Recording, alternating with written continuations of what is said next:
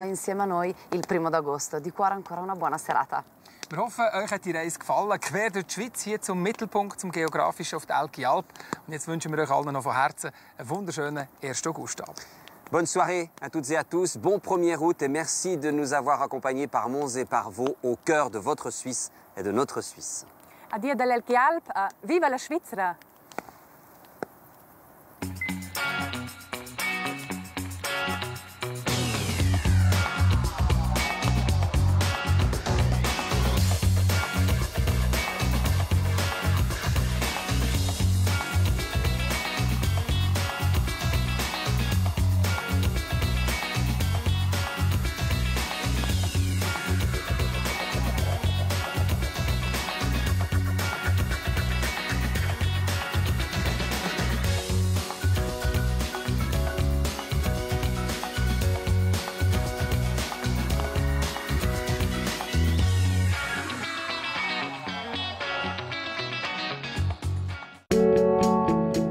Tout de suite, le journal Afrique.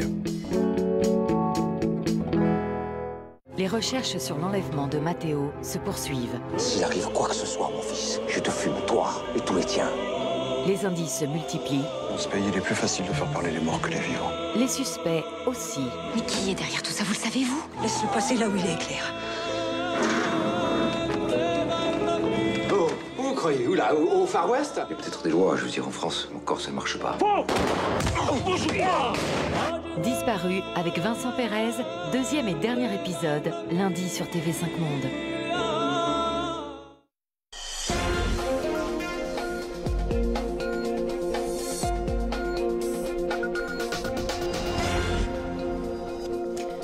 Bienvenue pour un nouveau journal Afrique sur TV5 Monde. À la une de l'actualité africaine de ce samedi 1er août, l'opération séduction de la NBA en Afrique. Pour la première fois de l'histoire, la prestigieuse ligue de basket nord-américaine organisait une rencontre sur le continent.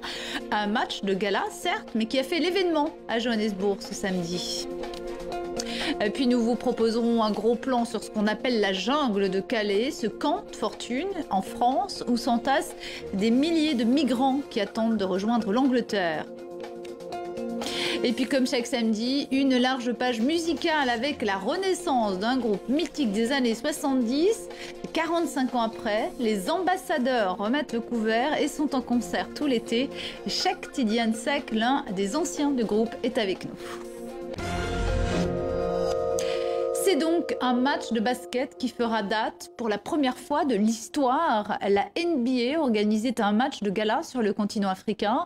La rencontre opposait une sélection mondiale dirigée par Chris Paul à une équipe composée de joueurs africains ou d'origine africaine.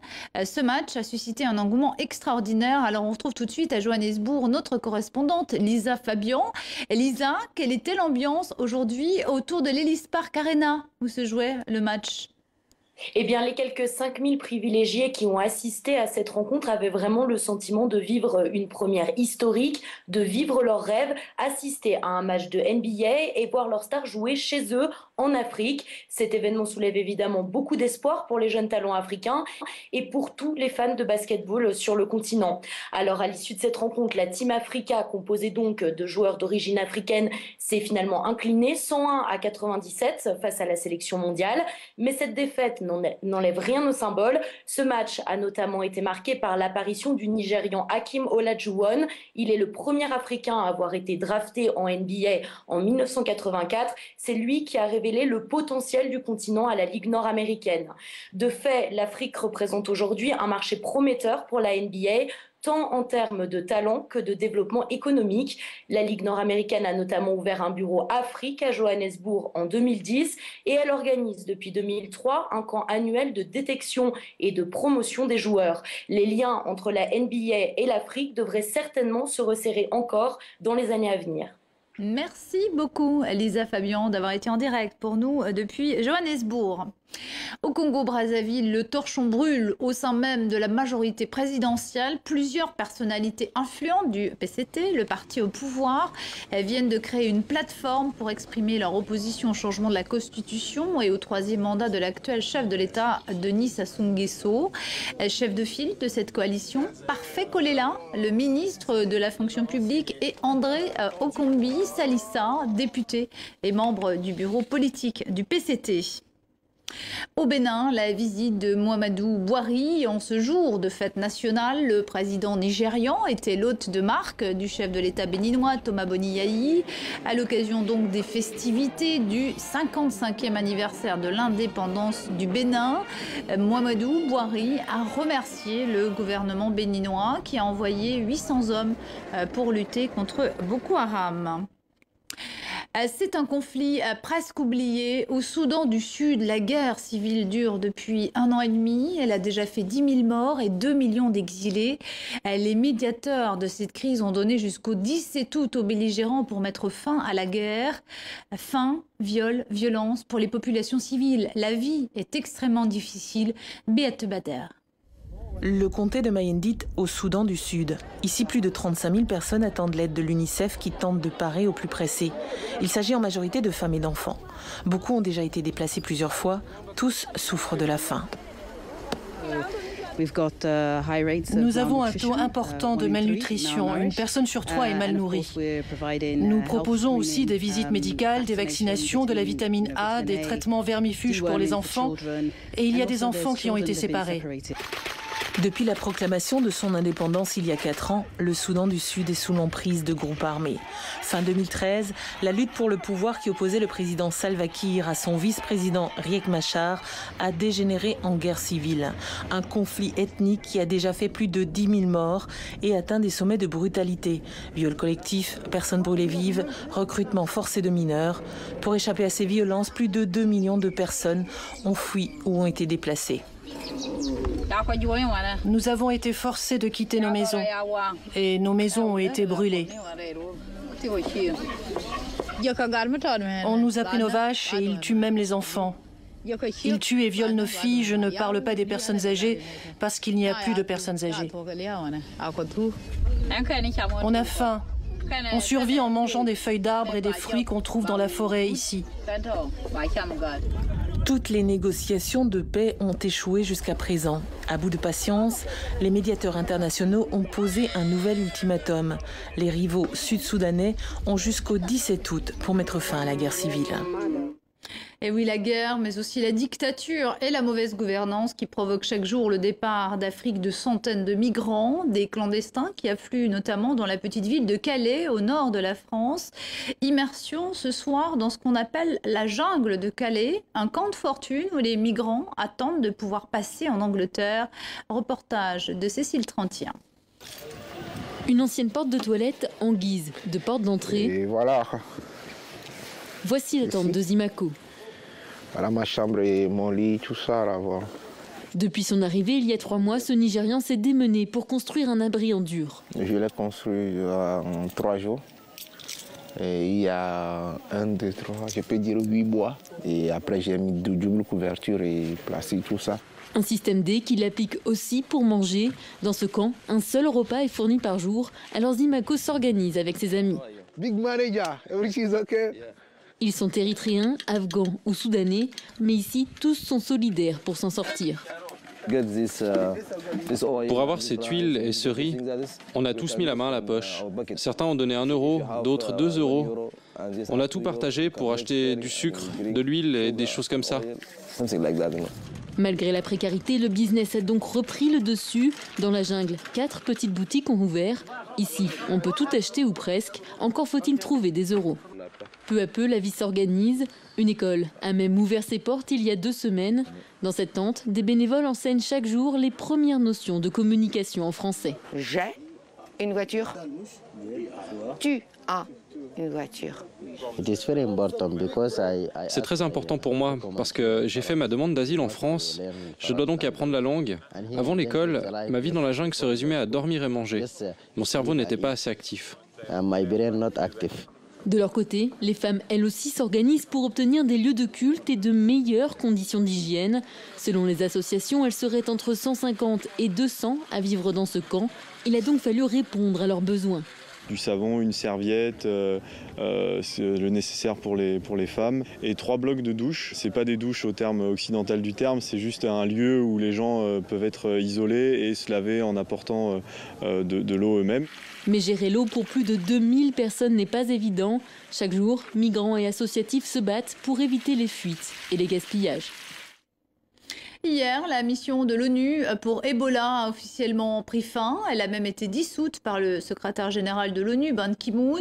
L'occasion pour la directrice de l'Organisation mondiale de la santé de faire son mea culpa. L'OMS a été trop lente et elle aurait pu faire mieux. Margaret Chan le reconnaît. En dépit des tests très prometteurs d'un vaccin contre Ebola, la directrice de l'OMS a lancé un appel aux États africains. Ces derniers doivent à tout prix investir dans la santé. On écoute Margaret Chan. Notre travail est de soutenir les pays pour qu'ils créent des systèmes de santé résistants, avec du personnel bien entraîné, des structures de santé accessibles, des médicaments et des vaccins, de bons laboratoires et la capacité de détecter des maladies et des épidémies le plus tôt possible et gérer les cas. En faisant cela, je crois que le monde sera mieux préparé pour les prochaines et inévitables crises sanitaires. Personne ne veut voir à nouveau les médecins et le personnel soignant les mains vides. En Algérie, la mort de Malik Ait Aoudia, que l'on surnommait le Mec El-Mour algérien, natif de Kabylie. Malik Ait Aoudia était un as de l'enquête, de l'interview, mais il était aussi un chasseur d'images rares. Malik Ait Aoudia avait signé plusieurs documentaires comme Gouverner, c'est choisir, ou bien encore sur les années noires du terrorisme en Algérie. Il est décédé des suites d'une longue maladie. Comme chaque samedi, on va parler musique. Aujourd'hui, on va évoquer la renaissance d'un groupe mythique des années 70. Les Ambassadeurs, qu'on se le dise, sont de retour. Et Cheikh Tidiane Seck, l'un des anciens de ce groupe, est avec nous. Merci d'être là, Cheikh Tidiane. Merci. Alors, 45 ans après, les Ambassadeurs sont de retour, avec donc des anciens, mais aussi des petits nouveaux. Oui. Vous qui êtes un membre historique du groupe, vous pouvez nous raconter quand même un peu cette histoire des Ambassadeurs qui a marqué la musique africaine? C'est une histoire assez singulière et bon, en même temps complexe, qui a débuté après les indépendances, exactement en 1969. C'est en fait un général de l'armée qui a voulu qu'on joue de la musique dans les hôtels de Bamako, dans un hôtel. C'est ce que les rumeurs disent. Ça, c'est la légende. Mais ouais. c'est des légendes. Non, les ambassadeurs ont été créés par Makalou, et qui était le directeur du motel, qui est une chaîne hôtelière, c'est un hôtel. Ouais. Et c'est lui qui a créé les ambassadeurs. Et en fait, c'était un groupe qui jouait dans le motel de Bamako et puis qui a connu un gros succès. Finalement, après, on venait voir les musiciens plus qu'on venait à l'hôtel, en fait. Tout à fait, parce que la plupart venaient de pays voisins, Côte d'Ivoire, Bénin, Sénégal, etc. D'où le nom, l'appellation même ambassadeur. Ça, c'est la formule ambassadeur qui, je dirais, de 1969 à 1978. Et après, il y a eu la version ambassadeurs internationaux de 78 à 85. Alors, qui a été à l'initiative de la reformation des ambassadeurs? Et bon, apparemment, oui, je pense que oui. Ils ont été difficiles à convaincre vos anciens copains des ambassadeurs ou les petits nouveaux. Ça a été difficile parce que rassembler des personnalités comme ça, c'est pas toujours simple. Chacun a sa carrière et je pense que cette expérience n'est une menace pour personne. Et donc, il s'agissait de faire vivre ces émotions-là en hommage à ceux qui ont quitté le navire, à tous nos illustres compagnons qui sont partis à force de parcours. Et donc aussi une façon aussi à nous de de dire que oui, ben, l'union peut être sacrée. On peut revenir encore et sur le même répertoire et dire que nous allons parcourir le monde avec. Et donc c'est ça la magie de la réformation des ambassadeurs. Et alors cette magie, on la retrouve, on va justement écouter un extrait Malideno et on va se retrouver juste après. D'accord.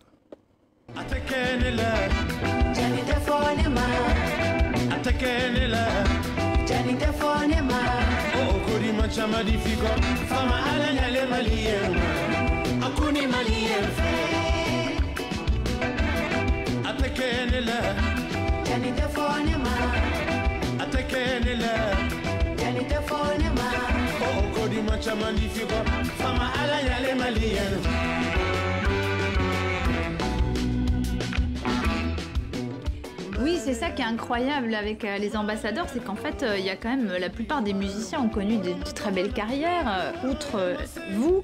Il y a vous, mais il y a aussi Salif Keita, il y a aussi Amadou Bagayoko, d'Amadou et Mariam, il y a Ousmane Kouyaté. Idrissa Soumaoro, et puis bon, Modibo. En fait, c'était une formidable école, les ambassadeurs. Oui, formidable, une grande école pour...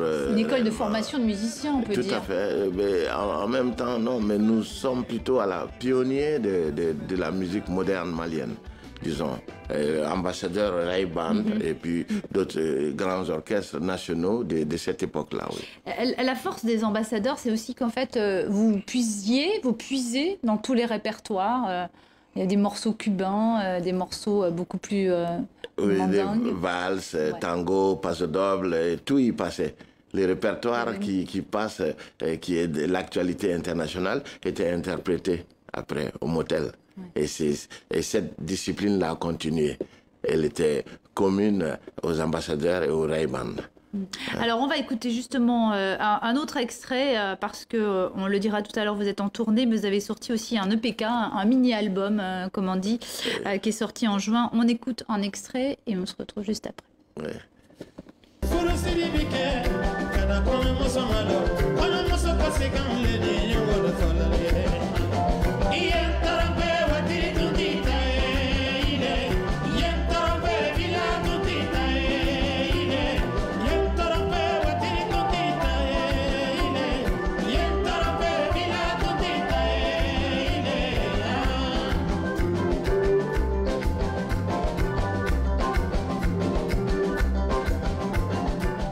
Oui, Cheikh Tidiane, vous savez que cet EPK, en fait, il est dédié aux albinos. L'argent est reversé en partie, notamment à la fondation de Salif Keita pour défendre les albinos. Les albinos, oui, mais c'est pas, en fait, c'est pas cet EPK qu'on vient de voir.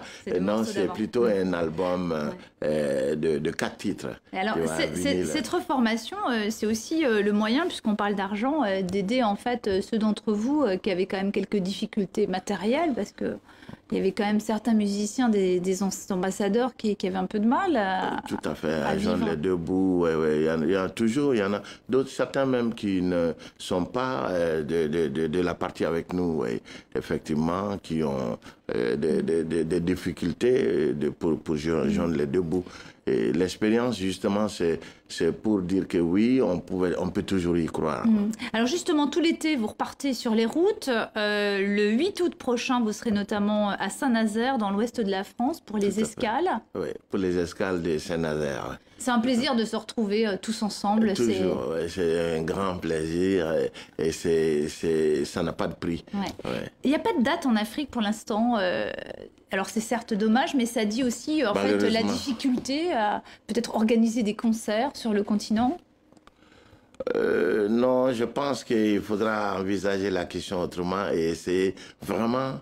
Ce serait dommage de ne pas, même ne serait-ce qu'une date, quand même, le continent a besoin de ça. Une date à Bamako, ce serait pas mal quand même. Hein. Idéal. Ce serait l'idéal même. Eh bien, écoutez, on va vous souhaiter un bon vent pour cette grande tournée qui va vous emmener sur plusieurs scènes. Tout à fait. Pendant tout l'été. Et on espère que ça grandisse, que réellement on puisse communier avec nos anciens fans et puis que tout chacun réellement se sente investi par la mission, ça veut dire la recomposition des ambassadeurs pour justement dire que oui, l'union peut être sacrée. Merci beaucoup, Cheikh Tidiane Seck, pour ce message très positif. Merci beaucoup. Merci. Voilà, c'est la fin de ce Journal Afrique. Merci de votre fidélité. Excellente suite de programmes sur TV5 Monde et à demain.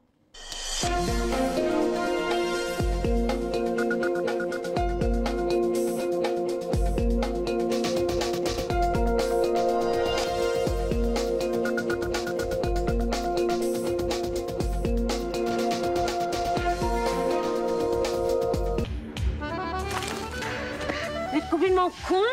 Bah et vous, qu'est-ce que vous foutez là? Anouk Grimbert et Charlotte Gainsbourg. La copine que j'attendais. 2 pétroleuses en mal